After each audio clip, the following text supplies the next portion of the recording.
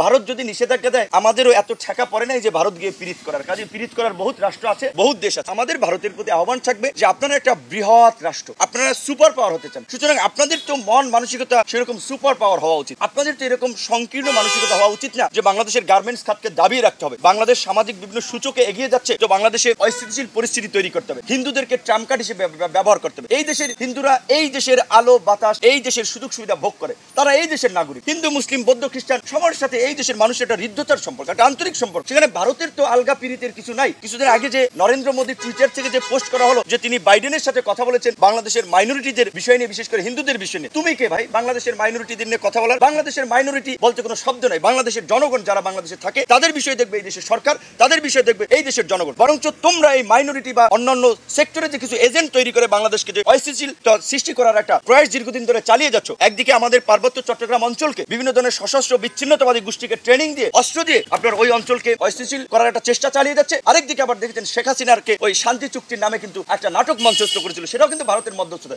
আমাদের পরিষ্কার কথা যেটা ডক্টর মোহাম্মদ ইউনূস তার প্রথম আপনার সাক্ষাৎকারে এনডিটিভিতে বলেছিল যে বাংলাদেশ যদি পার্বত্য চট্টগ্রাম যদি অস্থিতিশীল হয়, সেভেন সিস্টার্স থেকে শুরু করে এদিকে মিয়ানমার কোন অঞ্চল স্থিতিশীল থাকবে না। তোমরা যদি আমাদের দিকে ইট মারো পাটকেলটিও তোমাদেরকে খেতে হবে। পরিষ্কার কথা, আমরা একটা সুসম্পর্ক চাই ভারতের সাথে, নেইবার হিসেবে একটা নেইবার আচরণ চাই এবং সেই আচরণ হতে হবে সম্মানজনক ভাবে, সেই দৃষ্টিভঙ্গি থাকতে হবে, জনগণের ন্যায্যতার চাওয়া পাওয়া থাকতে হবে, স্বার্থ সংশ্লিষ্ট বিষয় থাকতে হবে। সেটি যদি ভারত চায় আমরা সম্পর্ককে এগিয়ে নেব এবং তার দৃষ্টান্ত ভারতকে দেখাতে হবে। আমি মনে করি এই যে নতুন সরকার গঠিত হয়েছে, এখন এই সরকারের প্রতিনিধিদের সাথে ভারতের প্রতিনিধিরা এসে ভিজিট করা দরকার, বিকজ এটা একটা বিপ্লবী সরকার, একটা আপনার গণঅভ্যুত্থানের মধ্যে দিয়ে এই সরকার গঠিত হয়েছে। কাজেই ভারতের পক্ষ থেকে যেই অ্যাপ্রোচ, পজিটিভ অ্যাপ্রোচ এখন পর্যন্ত কিন্তু আমরা সেটি দেখতে পাইনি, বরং দেখেছি শাহবাগে এই কিছু লোকজনকে নামিয়ে দিয়েছে ভারতীয় মিডিয়াগুলোতে, এখানে হিন্দুদের উপর হামলা হচ্ছে, এই ধরনের অপপ্রচার প্রপাগান্ডা চালিয়েছে। ইভেন ভারতের মিডিয়াগুলো এখনো নানানভাবে বিতর্কিত করে যাচ্ছে। এবং আপনি যেটা বলছেন আমাদের এই 6 ছাত্রনেতা যারা আলোচিত ছাত্রনেতা, এখানে আমাদের যে আক্তার ডাকসুর সমাজসেবা সম্পাদক ছিল, আপনারা জানেন যে এই ভারতীয় আগ্রাসনের বিরুদ্ধে আবরার ফাহাদ বুয়েটের ছাত্র যে পানি আগ্রাসন নিয়ে লিখেছিল সেটি নিয়ে প্রতিবাদ করেছেন, কথা বলেছেন, সে সহ আমাদের নামগুলো অন্তর্ভুক্ত করেছে। এটা হতে পারে কারণ আমার সাথে ছবি থাকার কারণে বা